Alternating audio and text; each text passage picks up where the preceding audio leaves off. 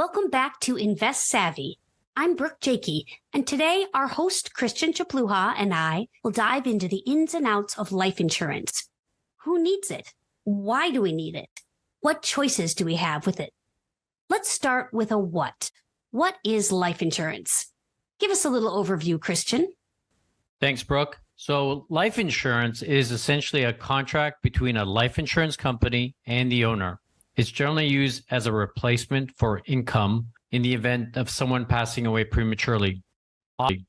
Often, that can be the person with the main salary in the family, or sometimes both spouses. And why should I work with a financial advisor on this? You can work with an insurance agent or a financial advisor. The benefit of working with an advisor or a financial consultant, as we are called here at ARIS, is that we'll incorporate your insurance needs into your financial plan. After that, we'll review the different types of insurance that help determine the best fit given your goals. Sometimes families opt out of life insurance, and that can be okay as long as they are aware of the risks. It's a major financial decision, so everyone should be aware of the costs and benefits. There are many questions that are included in the insurance discussion. What death benefit is right? What type of insurance should we purchase? There's complexity to life insurance. Working with a person that's experienced is helpful in terms of getting value for your money because it is a long-term or lifelong contract in many cases. I see why an individual family would need life insurance, but a lot of people have access to life insurance through work. I know we do. Is that amount typically enough? If I have that in place, why would I need to purchase extra life insurance above that? That's a really good question, and it depends on what someone is trying to protect. When you have a group policy, that generally is going to replace maybe 2 to 3 times the annual salary for an individual, so the family or individual in a really tough time can have funds coming in, weathering that financial storm with the breadwinner having passed away. A lot of times, that's not enough. And so that would be a reason that someone might want to purchase additional life insurance and perhaps insure somewhere between 5 and 10 times an annual salary. Different situations call for different amounts depending on lifestyle and future expenses. Stage in life, no kids, young kids versus older kids, mortgage outstanding versus no mortgage. All good questions and risks to consider. Income replacement is the main reason that someone purchases life insurance. But there are other reasons too, and that can be for estate purposes or maybe supplementary retirement income. Okay, and going back to the life insurance that I can purchase through work, the group insurance, just to clarify, I'm not able to take all that money that I put in there with me should I leave the job. Is that correct? Yes, exactly. If you leave that employer, then that life insurance policy doesn't go with you. It's not transferable. A personal policy, on the other hand, is not contingent on your employment status. But the one you would purchase through a financial consultant, you would be able to take that with you. Yes, you essentially are the owner of that life insurance policy. It's not dependent on your place of employment or being employed by that company. When you are the owner, the policy stays with you, no matter where you work. If it's a group policy through your workplace, then you need to be employed in order to keep that insurance. So a negative case scenario is where someone passes away after they either voluntarily or involuntarily leave their workplace. If they don't have that group insurance policy, then their family doesn't receive the benefit. Okay, got it. Could you take us through the different types of life insurance policies? There are several different types of insurance. One is term insurance, which, exactly as it sounds, is for a specific term. And that can be 10 years, 20, or 30 years. Think of it as renting a house. It's kind of similar in thought process where term insurance is for a shorter period of time and you don't own that policy, meaning that there's no cash value associated with the account. So it's like renting the death benefit because it expires at some point. That's in contrast to permanent insurance, which is more like buying a house or buying coverage that stays with you for the long term. Then there are several different types of insurance, all worth investigating. Sounds good. Tell us some things to consider. There are 3 categories to discuss with your FC. There are whole life guaranteed policies, index universal life insurance, and variable life insurance coverages. Differences between the 3 are costs and return opportunities. The less that is guaranteed, the lower the cost. So a whole life policy may come with additional fees as compared to other types of policies. Another important concept is cash value. That's essentially the equity you have in the insurance policy, or like it sounds, cash value. The amount of cash value within your policy is a function of returns and cost. Cash value keeps the policy in force. And if you choose to, you can actually borrow or withdraw that cash value for other purposes. Cash value is also associated with surrender value, the amount you would get back if you cancel the policy. Next, let's go over the pros and cons. And as you describe them, let's think in terms of a comparison chart like you see when comparing products online. Let's start first with term versus permanent. The pros of term insurance are that it's less expensive, and the underwriting standards might be a little lower because the insurance company knows that the coverage is only for a certain amount of time versus a lifelong obligation. On the downside, a con is that somewhere around 95% of term insurance policies do not pay out a death benefit. So it is likely that you won't see a return from those funds. Okay, so that would be like one that you can get through your place of employment because you can't take it with you? Yes, again, part of a group plan. As an aside, keep in mind also that often group plans might offer supplementary insurance that you can purchase over and above what is paid out at the salary level. Now tell us some of the pros and cons of permanent life insurance options. With permanent insurance, the benefit is that once insured and you keep up the premium payments, you are not ever going to lose it. So eventually, your beneficiary is going to get those funds back and likely more than you put into the policy. Eventually, we all pass away. How much comes back depends on the type of insurance you have and its associated returns and expenses. So if there's any pre-existing conditions that develop in the meantime, that's not such a factor with permanent insurance. Correct. That is a major benefit. If you get sick or change jobs, you won't lose coverage.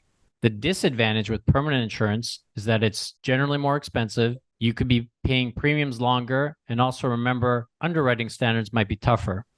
Underwriting is the process that we go through that looks at all the factors that determine whether we are made an offer of insurance. Things like age, gender, health, finances, and others.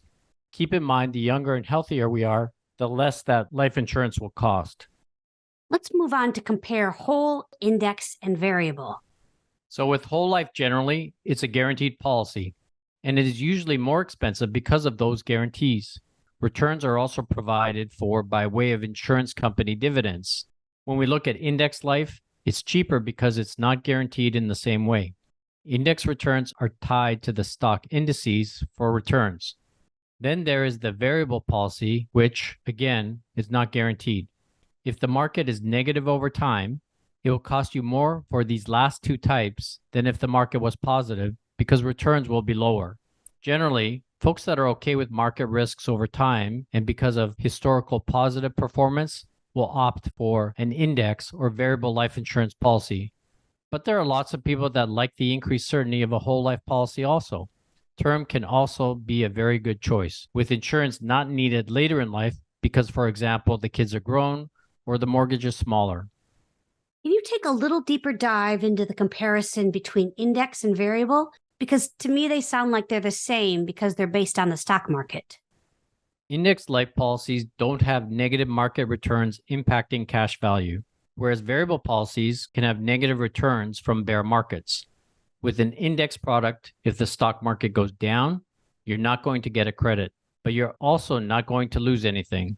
However, with a variable policy, you could lose cash value because the stock market is weak.